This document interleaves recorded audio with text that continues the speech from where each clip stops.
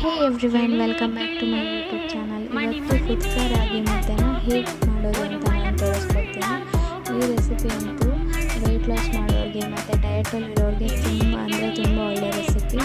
ಇದನ್ನ ಮಾಡೋದಕ್ಕೆ ಮೊದಲು ಬದನೆಕಾಯಿ ಇರುತ್ತಲ್ವ, ಅದನ್ನ 4 ಭಾಗವಾಗಿ ನೀವು ಕಟ್ ಮಾಡಿಕೊಂಡು ಇದನ್ನು ನಿಮ್ಮ ಮನೇಲಿ ಒಲೆ ಇದ್ದರೆ ಒಲೆ ಒಳಗಡೆ ಸುಡಿ. ಇಲ್ಲ ಅಂತ ಹೇಳಿದರೆ ನೀವು ಗ್ಯಾಸಲ್ಲಿ ನಾನು ಇವಾಗ ತೋರಿಸಿದ್ದೇನಲ್ಲ ಈ ಮೆಥಡಲ್ಲಿ ನೀವು ಅದನ್ನು ಕಂಪ್ಲೀಟಾಗಿ ಸುಟ್ಕೊಳ್ತಾ ಬನ್ನಿ. ಬದನೆಕಾಯಿನ ಚೆನ್ನಾಗಿ ಫುಲ್ ಬ್ಲ್ಯಾಕ್ ಆಗೋವರೆಗೂ ಸುಡಬೇಕು.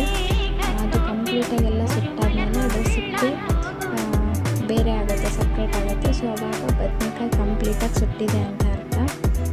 ನೀವು ಬದನೆಕಾಯಿ ಬದಲಿಗೆ ಬೆಂಡೆಕಾಯಿ ಸಮೇತ ಯೂಸ್ ಮಾಡ್ಬೋದು. ನೋಡಿ, ಇಲ್ಲಿ ಕಂಪ್ಲೀಟಾಗಿ ಸುಟ್ಟಿದೆ ಬದನೆಕಾಯಿ.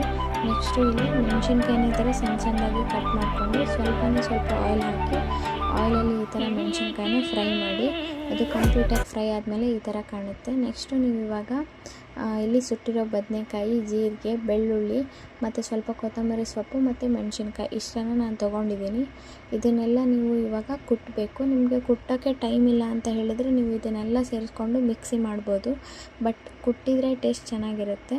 ನನಗೆ ಟೈಮ್ ಇತ್ತು ಅಂತ ಹೇಳಿ ನಾನು ಕುಟ್ತಾಯಿದ್ದೀನಿ. ನಿಮಗೆ ಅಷ್ಟೆಲ್ಲ ಟೈಮ್ ಇಲ್ಲ ಅಂತ ಹೇಳಿದರೆ ನೀವು ಅದನ್ನು ಮಿಕ್ಸಿ ಕೂಡ ಮಾಡ್ಕೋಬೋದು.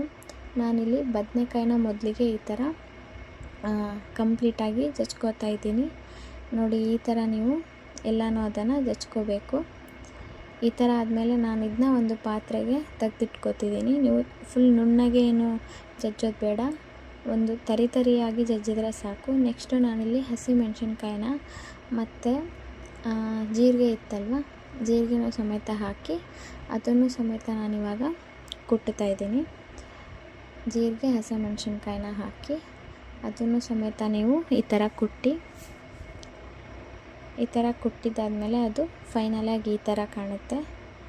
ಈ ಥರ ತರಿಯಾಗಿ ಕುಟ್ಟಿದ್ಮೇಲೆ ಇದನ್ನು ಸಮೇತ ಅದೇ ಪಾತ್ರೆಗೆ ಹಾಕೋತಿದ್ದೀನಿ. ನೆಕ್ಸ್ಟು ಇಲ್ಲಿ ಕೊತ್ತಂಬರಿ ಸೊಪ್ಪು ಮತ್ತು ಬೆಳ್ಳುಳ್ಳಿ ಇವೆರಡನ್ನೂ ಸಮೇತ ನಾನು ಕುಟ್ಕೋತಾ ಇದ್ದೀನಿ. ಅದೇ, ನಿಮಗೆ ಕುಟ್ಕೊಳ್ಳೋ ಅವಶ್ಯಕತೆ ಇಲ್ಲ, ನೀವು ಮಿಕ್ಸರ್ಗೆ ಹಾಕ್ಬೋದು ತರಿಯಾಗಿ. ಇದನ್ನು ಸಮೇತ ಕಂಪ್ಲೀಟಾಗಿ ಕುಟ್ಕೊಂಡಾದ್ಮೇಲೆ ಒಂದು ಪಾತ್ರೆಗೆ ಟ್ರಾನ್ಸ್ಫರ್ ಮಾಡ್ಕೋತಾ ಇದ್ದೀನಿ.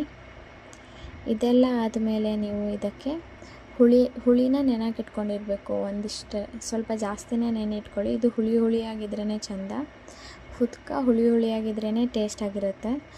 ಇದು ಬಳ್ಳಾರಿ ಸೈಡ್ ರೆಸಿಪಿ. ಸೊ ನಾವು ಬಳ್ಳಾರಿ ಸೈಡ್ ಹೋದ್ಮೇಲೆ ಈ ರೆಸಿಪಿ ಕಲ್ತ್ಕೊಂಡು ಟ್ರೈ ಮಾಡಿದ್ದು. ಈ ಥರ ನೀವು ಹುಳಿನ ನೆನೆಕಿಟ್ಟಿರ್ತೀರಲ್ವ, ಅದ್ರದ್ದು ಎಲ್ಲ ನೀರನ್ನು ಸಪ್ರೇಟ್ ಮಾಡಿಕೊಂಡು ಅದರೊಳಗಿರೋ ಹುಣಸಿನ್ಕಾಯಿ